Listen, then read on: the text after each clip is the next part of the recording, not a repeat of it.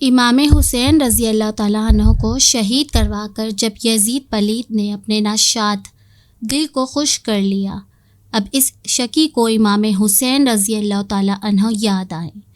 مدینہ کے صوبیدار ولید کو خط لکھا کہ حسین اور عبداللہ ابن عمر اور عبداللہ بن ابن زبیر رضی اللہ تعالیٰ عنہم سے بیعت کے لیے کہے اور مہلت نہ دے۔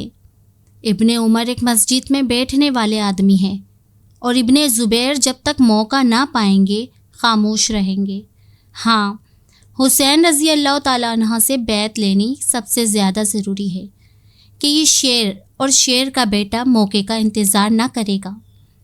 صوبیدار نے خط پڑھ کر پیامی بھیجا۔ امام نے فرمایا چلو آتے ہیں۔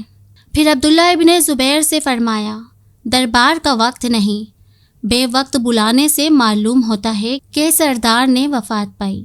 ہمیں اس لیے بلایا جاتا ہے کہ موت کی خبر مشہور ہونے سے پہلے یزید کی بیعت ہم سے لے لی جائے۔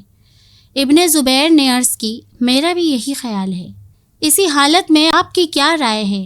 فرمایا میں اپنے جوان جمع کر کے جاتا ہوں، ساتھیوں کو دروازے پر بٹھا کر اس کے پاس جاؤں گا۔ ابن زبیر نے کہا مجھے اس کی جانب سے اندیشہ ہے۔ فرمایا وہ میرا کچھ نہیں کر سکتا۔ پھر اپنے اصحاب کے ساتھ تشریف لے گئے۔ ہمراہیوں کو ہدایت کی کہ جب میں بلاؤں یا میری آواز بلند ہوتے سنو اندر چلے آنا، اور جب تک میں واپس نہ آؤں کہیں ہل کر نہ جانا۔ یہ فرما کر اندر تشریف لے گئے۔ ولید کے پاس مروان کو بیٹھا پایا، سلام علیکم کر کے تشریف رکھی۔ ولید نے خط پڑھ کر سنایا، وہی مضمون پایا جو حضور کی خیال شریف میں آیا تھا۔ بیعت کا حال سن کر ارشاد ہوا مجھ جیسے چھپ کر بیعت نہیں کرتے، سب کو جمع کرو، بیعت لو، پھر ہم سے کہو۔ ولید نے بنظر عافیت پسندی عرض کی بہتر، تشریف لے جائیے۔ مروان بولا اگر اس وقت انہیں چھوڑ دے گا اور بیعت نہ لے گا تو جب تک بہت سی جانوں کا خون نہ ہو جائے ایسا وقت ہاتھ نہ آئے گا، ابھی روک لے بیعت کر لے تو خیر، ورنہ گردن مار دے۔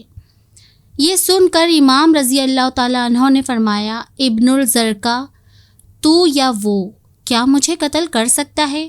خدا کی قسم تو نے جھوٹ کہا اور پاجی پن کی بات کی، یہ فکر کر واپس تشریف لائے۔ مروان نے ولید سے کہا خدا کی قسم اب ایسا موقع نہ ملے گا۔ ولید بولا مجھے پسند نہیں کہ بیعت نہ کرنے پر حسین رضی اللہ تعالیٰ عنہ کو قتل کروں۔ مجھے تمام جہاں کے ملک و مال کے بدلے بھی حسین رضی اللہ تعالیٰ عنہ کا قتل منظور نہیں۔ میرے نزدیک حسین کے خون کا جس شخص سے مطالبہ ہوگا وہ قیامت کے دن خدائے قہار کے سامنے ہلکی تول والا ہوگا۔ مروان نے منافقانہ طور پر کہہ دیا تو نے ٹھیک کہا۔ دوبارہ آدمی آیا، فرمایا صبح ہونے تو قصد فرما لیا کہ رات میں مکے کے ارادے میں مع اہل و عیال سفر فرمایا جائے گا۔ یہ رات امام رضی اللہ تعالیٰ عنہ نے اپنے جدہ کریم صلی اللہ تعالیٰ علیہ وآلہ وسلم کے روضہ منورہ میں گزاری کہ آخر تو فراق کی ٹھہرتی ہے۔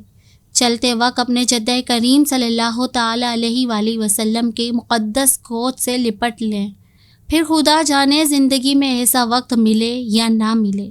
امام آرام میں تھے کہ خواب میں دیکھا حضور پر نور صلی اللہ تعالیٰ علیہ وآلہ وسلم تشریف شریف لائے ہیں اور امام کو کلیجے سے لگا کر فرما رہے ہیں حسین وہ وقت قریب آتا ہے کہ تم پیاسے شہید کیے جاؤ اور جنت میں شہیدوں کے بڑے درجے ہیں۔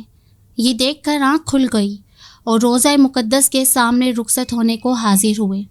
مسلمانوں، حیات دنیاوی میں امام کی یہ حاضری پچھلی حاضری ہے۔ صلاۃ و سلام عرض کرنے کے بعد سر جھکا کر کھڑے ہو گئے۔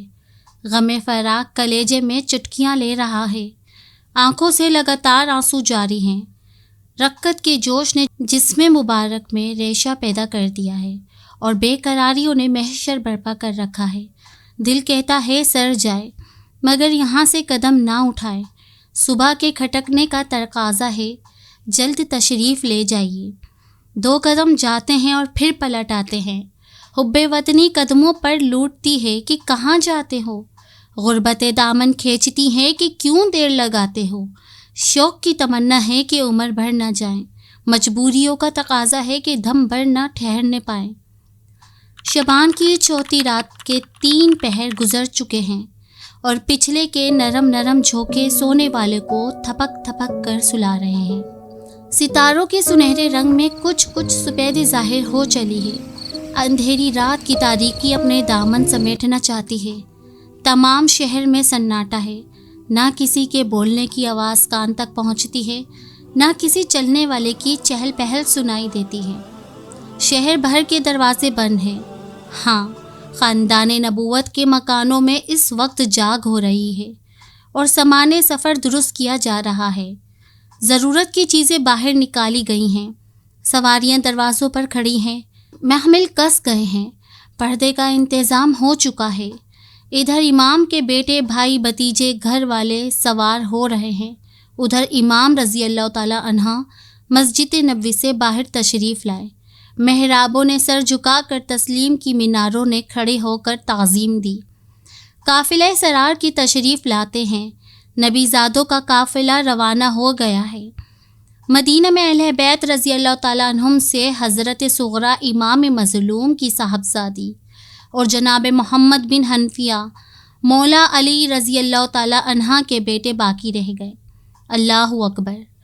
ایک وہ دن تھا جب حضور سرور عالم صلی اللہ تعالیٰ علیہ وآلہ وسلم نے کافروں کی ایذا دہی اور تکالیف رسانی کی وجہ سے مکہ معظمہ سے ہجرت فرمائی۔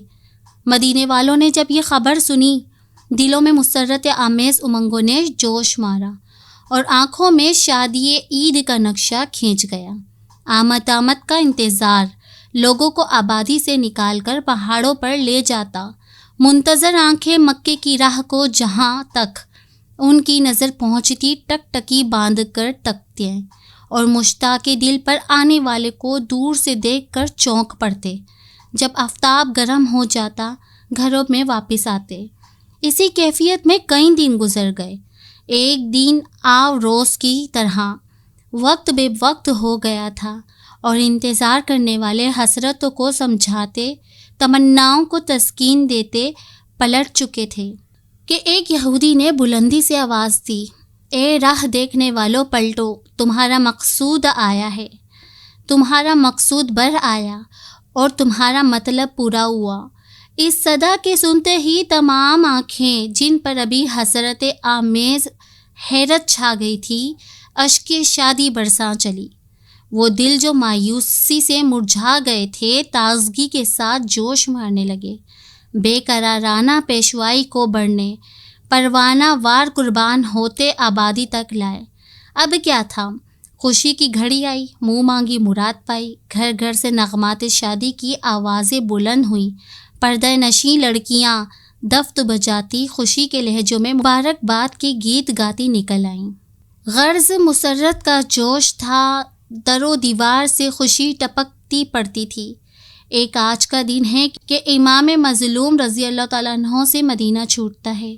مدینہ ہی نہیں بلکہ دنیا کی سب حسرتیں، سب راحتیں، تمام آسائشیں ایک ایک کر کر رخصت ہوتی اور خیر آباد کہتی ہیں۔ یہ سب درکنار ناس اٹھانے والی ماں کا پڑوس، ماں جائے بھائی کا ہمسایہ، اور سب سے بڑھ کر امام رضی اللہ تعالیٰ عنہ پر اپنا بیٹا قربان کر دینے والے جد کریم علیہ الصلوۃ والسلام کا قرب۔ کیا یہ ایسی چیزیں ہیں جن کی طرف سے آسانی کے ساتھ آنکھیں پھیر لی جائے؟ آسانی سے آنکھیں پھیرنی کیسی؟ اگر امام رضی اللہ تعالیٰ عنہ کو مدینہ نہ چھوڑنے پر قتل کر دیا جاتا تو قتل ہو جانا منظور فرماتے، مدینے سے باہر پاؤں نہ نکالتے، مگر اس مجبوری کا کیا علاج کہ امام رضی اللہ تعالیٰ عنہ کے ناکے کو قضا مہار پکڑے اور اس میدان کی جانب لیے جاتی ہے جہاں قسمت پر پردیسیوں کے قتل ہونے، پیاسوں کے شہید کیے جانے کا سامان جمع ہے۔ مدینے کی زمین جس پر آپ گھنٹوں چلے، جس نے آپ کو بچپن کی بہاریں دکھائیں، جس پر آپ کی جوانی کی کرامتیں ظاہر ہوئیں، اپنے سر پر خاک حسرت ڈالتی اور پردیس جانے والے کے پیارے پیارے نازک پاؤں سے لپٹ لپٹ کر زبان حال سے عرض کر رہی ہیں کہ اے فاطمہ رضی اللہ تعالیٰ عنہ کی گود کے سنگار، کلیجے کی ٹیک، زندگی کی بہار کہاں کا ارادہ فرما دیا؟ وہ کون سی سرزمین ہے جسے یہ عزت والے پاؤں جو میری آنکھ کے تارے ہیں شرف بخشنے کا قصد فرماتے ہیں؟ جس قدر یہ برکت والا قافلہ نکاح سے دور ہوتا جاتا ہے، اس قدر پیچھے رہ جانے والی پہاڑیاں اور مسجد النبوی کی میناریں سر اٹھا اٹھا کر دیکھنے کی خواہش ظاہر کرتے ہیں، یہاں تک کہ جانے والے نگاہوں سے غائب ہو گئے اور مدینے کی آبادی پر حسرت بھرا سناٹا چھا گیا۔ راستے میں عبداللہ بن مطیع رضی اللہ تعالیٰ عنہ ملے۔ عرض کی کہاں کا قصد فرمایا؟ فی الحال مکے کا۔